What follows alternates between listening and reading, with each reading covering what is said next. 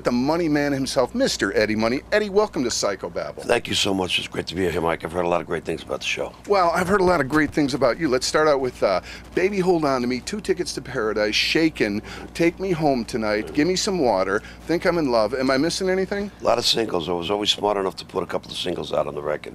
We look on those days fondly, I'm assuming. It was a struggle. It was a grind. Right, yeah. Any particular hell gigs stand out in your memory that you really thought, oh, this is it? Well, I remember playing the US Festival. It was like 650,000 people out there. We played with the Police. And when we did Give Me Some Water, it was about 105 degrees out, and Bill Graham hit him with the hoses. That was like, I think, one of the highlights of my career. And of course, I got to play, I played the Silver Dome, which was great. I got to play Madison Square Garden with Santana, Cyndi Lauper, and I did the Greek Theater. We did a lot of great venues and had a lot of fun. We opened up Fleetwood Mac. We played with Steve Miller, April Wine, the Rolling Stones, the Who. I mean, who didn't we play with? It was a lot of fun, really. Okay. Well, and now the legendary story is that the song "No Control" is somewhat autobiographical. Well, it is very true. I mean, back in the old days, that's when they used to tell everybody that cocaine wasn't addicting, all that other stuff back in the 80s. But somebody slipped me a Mickey. I wound up taking Phenytoin, which was a bathtub barbiturate, and it put me into a semi-catatonic state and blew out my left sciatic nerve in my left leg. Really?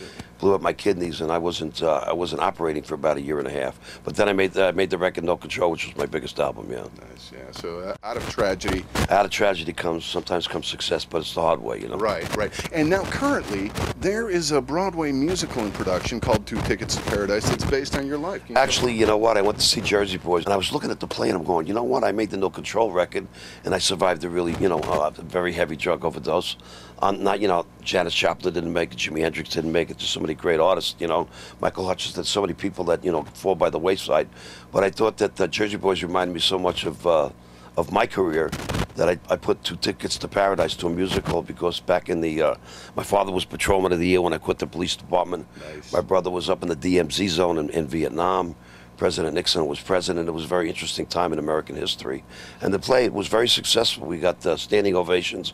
We did it at Dix Hills Performing Arts Center out in Long Island for 2 weeks straight. And I had a really good actor playing me, a little kid named Jesse Kinch. And we had a lot of fun with the success of the play. And right now we're sprucing it up and doing this and that. We got asked to put it on PBS. But rather than do that, I think I'm actually trying to get it on Broadway. Nice. A lot of the classic rockers are going into the reality television thing with Ozzy, Gene Simmons, Ted Nugent. Any temptations, any offers, anything? Well, I'll tell you the truth. I married a girl from the South, from Nashville. She was a Church of Christ girl. She couldn't even dance in high school. Why she married me, I'll never know. Really? But, I think we know. Well, she just keeps, I think she'd rather keep my career separate than my private life. I've got 5 kids and stuff like that. Wow. So I shy away from Rod Stewart parties, and I used to go to all the MTV Awards until they put the MASH pit out, and I was in the front row with thousands of kids jumping all over me. So I don't know. I mean, it's been a lot of fun, but I gotta thank the guy upstairs. I've been very successful. We sold a lot of records and had a lot of fun. We played Europe, we played Japan, I played Budokan, I played Australia. And my music has taken me all over the world, which is great. You sold 28 million records. Right. Can I borrow $5? I should have saved the money. Who knew? Damn it. Many rock stars, shop at double coupons.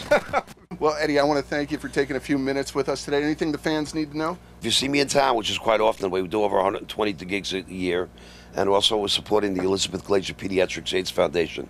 And due to the advancement of medicine, these kids are doing a lot better than they're doing 3 or 4 years ago. I'd be getting sympathy cards from parents, which there's nothing worse than losing a child. Oh, man. But now that, due to the advancement of medicine, these kids are doing a lot better.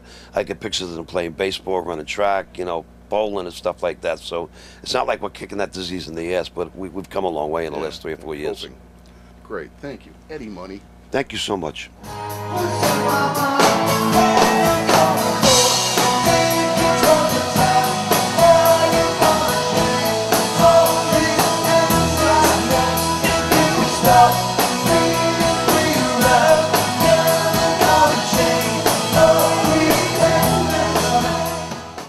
Hey, this is the Money Man, Eddie Money, and you're watching Psychobabble right here.